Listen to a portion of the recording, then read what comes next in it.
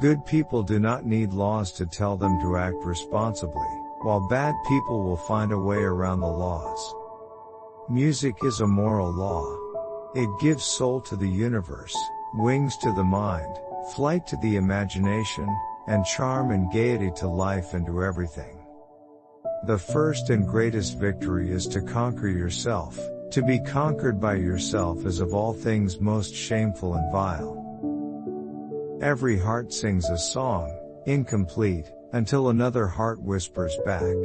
Those who wish to sing always find a song. At the touch of a lover, everyone becomes a poet. Wise men speak because they have something to say, fools because they have to say something. We can easily forgive a child who is afraid of the dark.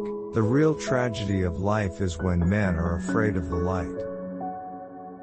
Do not train a child to learn by force or harshness, but direct them to it by what amuses their minds, so that you may be better able to discover with accuracy the peculiar bent of the genius of each. One of the penalties for refusing to participate in politics is that you end up being governed by your inferiors. There are two things a person should never be angry at: what they can help, and what they cannot. Do you desire to be wholly one, always day and night in one another's company?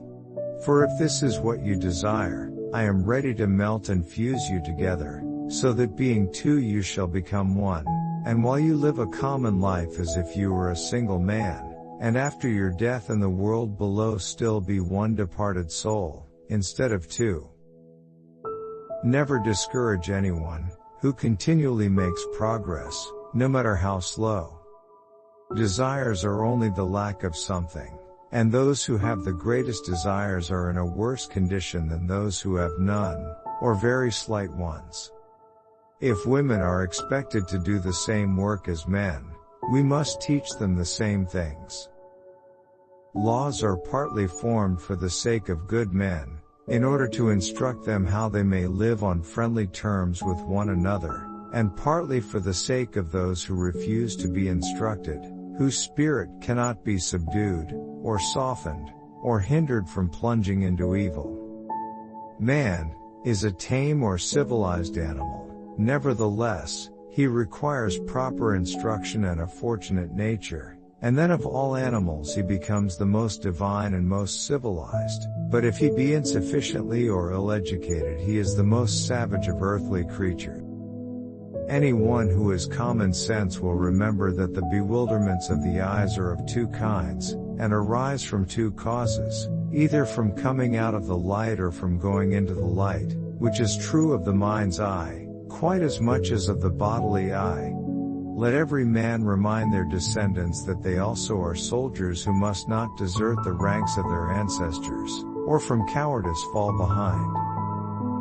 No evil can happen to a good man, either in life or after death. There will be no end to the troubles of states, or of humanity itself, till philosophers become kings in this world, or till those we now call kings and rulers really and truly become philosophers, and political power and philosophy thus come into the same hands. And all knowledge, when separated from justice and virtue, is seen to be cunning and not wisdom. Wherefore make this your first and last and constant and all-absorbing aim, to exceed, if possible, not only us but all your ancestors in virtue, and know that to excel you in virtue only brings us shame, but that to be excelled by you is a source of happiness to us. But that we shall be better and braver and less helpless if we think that we ought to inquire, than we should have been if we indulged in the idle fancy that there was no knowing and no use in seeking to know what we do not know. That is a theme upon which I am ready to fight, in word and deed, to the utmost of my power. Democracy is a charming form of government, full of variety and disorder, and dispensing a sort of equality to equals and unequal alike. Many men are loved by their enemies, and hated by their friends, and are the friends of their enemies, and the enemies of their friends. If a man can be properly said to love something, It must be clear that he feels affection for it as a whole, and does not love part of it to the exclusion of the rest. Was not this what we spoke of as the great advantage of wisdom, to know what is known and what is unknown to us? He who commits injustice is ever made more wretched than he who suffers it. People are like dirt. They can either nourish you and help you grow as a person, or they can stunt your growth and make you wilt and die. No one ever teaches well who wants to teach, or governs well who wants to govern. There are two things a person should never be angry at: what they can help, and what they cannot. Good actions give strength to ourselves and inspire good actions in others.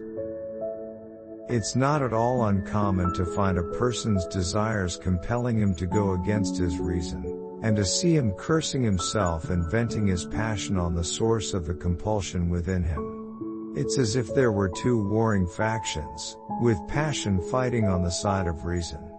But I'm sure you won't claim that you had ever, in yourself or in anyone else, met a case of passion siding with his desires against the rational mind, when the rational mind prohibits resistance. When he looks at beauty in the only way that beauty can be seen, only then will it become possible for him to give birth not to images of virtue, because he's in touch with no images, but to true virtue, arete, because he is in touch with true beauty. The love of the gods belongs to anyone who is given to true virtue and nourished it, and if any human being could become immortal, it would be he.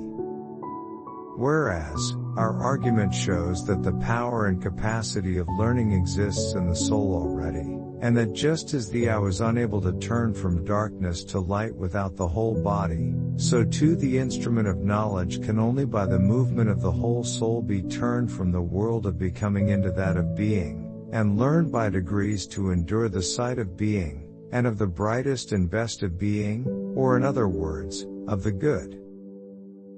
An empty vessel makes the loudest sound, so they that have the least wit are the greatest babblers. He who is of a calm and happy nature will hardly feel the pressure of age.